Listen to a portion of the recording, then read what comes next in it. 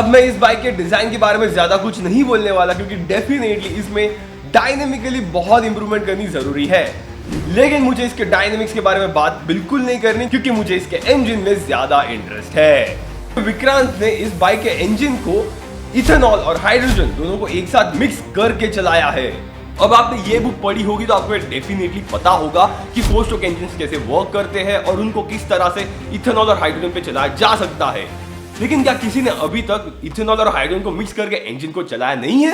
Well actually किसी और ने भी 4 स्ट्रोक इंजन को इथेनॉल और हाइड्रोजन को दोनों को मिक्स करके चलाया है, and sadly he is not the first guy. Engine को हाइड्रोजन या फिर इथेनॉल पे चलाने के लिए इंजन में ज्यादा चेंजेस करने की बिल्कुल जरूरत नहीं है।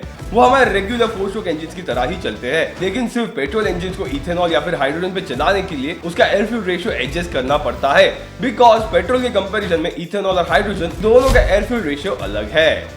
और ये एडजस्ट करने के लिए विक्रांत ने इस इंजन के कार्बोरेटर को ट्यून किया क्योंकि उसमें फ्यूल इंजेक्शन नहीं है। अब हम सबको पता है कि हाइड्रोजन को स्टोर करना ही उसकी सबसे बड़ी दिक्कत है, इसीलिए विक्रांत ने भी ऑन बोर्ड हाइड्रोजन प्रोड्यूस करने का सोचा, जिसके लिए उसने बाइक पे एक इलेक्ट्रोलाइजर लगाया which uses stainless steel plates, deionised water and potassium hydroxide. हमने भी यही सेम कंपोनेंट्स यूज किए थे, सिर्फ फर्क इतना है कि हमने स्टेनलेस स्टील की जगह पे एल्यूमिनियम की प्लेट्स यूज की थी, जिसकी वजह से पूरा इलेक्ट्रोलिसिस का प्रोसेस बिना इलेक्ट्रिसिटी के चल रहा था। It was just a basic chemical reaction and was producing hydrogen instantly.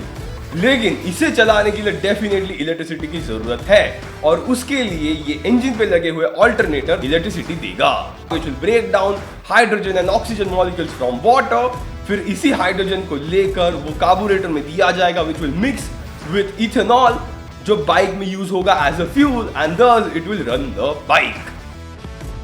अब हाइड्रोजन को इथेनॉल में मिक्स करने की वजह से एक सबसे बड़ी दिक्कत खड़ी होती है। इंजन के एग्जॉस्ट गैसेस में से जिस चीज को कम करने के लिए पूरा BS6 नॉर्म्स बनाए गए, हाइड्रोजन को इथेनॉल में मिक्स करने की वजह से वही चीज सबसे ज्यादा पोल्यूशन करेगी।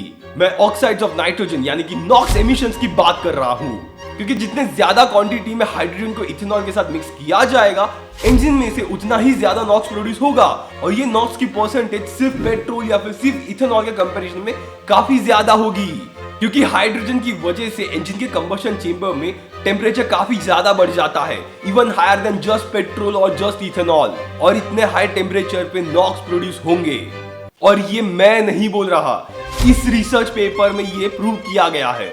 और ये मुझे कहने में बहुत बुरा लग रहा है, लेकिन ये एमिशन की वैल्यूज निकालने के लिए इस रिसर्च पेपर के ऑथर्स ने भी विक्रांत के ही इंजन के सेटअप जैसा ही अपना एक्सपेरिमेंटल सेटअप बनाया था, वो भी 20 साल पहले। अब भले इस रिसर्च पेपर के ऑथर्स ने हाइड्रोजन को एक स्टोरेज टैंक में से यूज किया है, लेकिन इन दोनों का कॉन्सेप्ट काफी सिमिलर है। अब चलो बहुत हो गया, मुझे इस रिसर्च पेपर की बात ज्यादा नहीं करनी, because I have few more questions. सबसे पहला क्वेश्चन तो है, how much torque output was improved with and without hydrogen in ethanol? अब इसके लिए तुम्हें डेफिनेटली इस पूरे इंजन का सेटअप बाइक के फ्रेम में से निकाल कर एक डायनोमीटर के साथ जोड़ना होगा।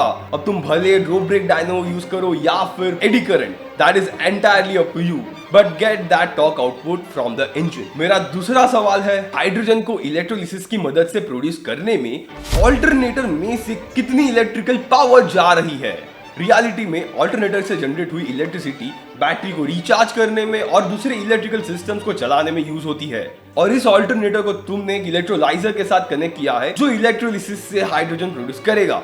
बट ये पूरी प्रोसेस में काफी ज्यादा इलेक्ट्रिकल एनर्जी यूज होती है, तो उतनी ज्यादा इलेक्ट्रिकल एनर्जी जनरेट करने के लिए ऑल्टरनेटर पे ही लोड पड़ेगा, जो इंजन को ही झेलना होगा। और अगर हाइड्रोजन को इथेनॉल के साथ ब्लेंड करके अगर इंजन का टॉर्क आउटपुट ज्यादा इंप्रूव नहीं हो रहा है, तो फिर इलेक्ट्रोलाइजर का एक्स्ट्रा लोड इंजन पे देकर थोड़ा बहुत टॉर्क इंप्रूव करने में मुझे कोई मीनिंग समझ नहीं आ रहा है। एंड लास्टली, इस सब में कितने क्वांटिटी में हाइड्रोजन प्रोड्यूस हो रहा है? बाप रे, मैं पूरा वाइवा के एग्जामिनर वाले मोड में चला गया था। ये सारे सवाल मैं जानबूझ के पूछ रहा हूं, बिकॉज लिख लो, ये सारे सवाल तुम्हें टेक्निकल लोग जरूर पूछेंगे, and this will make your work more realistic. And seriously Vikrant, I really appreciate your work. And जितने भी स्टूडेंट्स ये वीडियो देख रहे हैं, मैं आप सबसे ये कहना चाहूंगा, या सीखो इनसे। अब भले तुम इनकी तरह अकेले ऐसे बड़े प्रोजेक्ट पे काम नहीं कर सकते, तो फिर टीम बनाओ, बिकॉज ऐसे बड़े प्रोजेक्ट में जब टीम साथ में होती है तो काम इजी हो जाता है। And team infiltrators is the prime example for this. ये टीम ने मिलकर ये इलेक्ट्रिक बाइक बनाई और कंपटीशन में पार्टिसिपेट किया और वो जीत के भी आए। और भले ये बाहर से दिखने में KTM की ड्यूक लग रही है, लेकिन अंदर से बिल्कुल भी ड्यूक नहीं है, क्योंकि इन्होंने इसकी फ्रेम स्क्रैच से बनाई, which is a hybrid of trellis and double cradle frame. I am closely associated with this team because एक टाइम पे मैं इनकी टीम को लीड किया करता था। हाँ, तब टीम का नाम अलग था।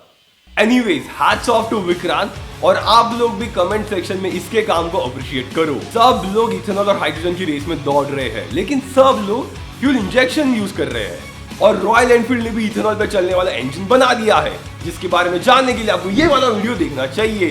And I will see you guys on next Thursday at 7:30 PM। Peace. बाप रे, आज मैंने बहुत कुछ बोल दिया।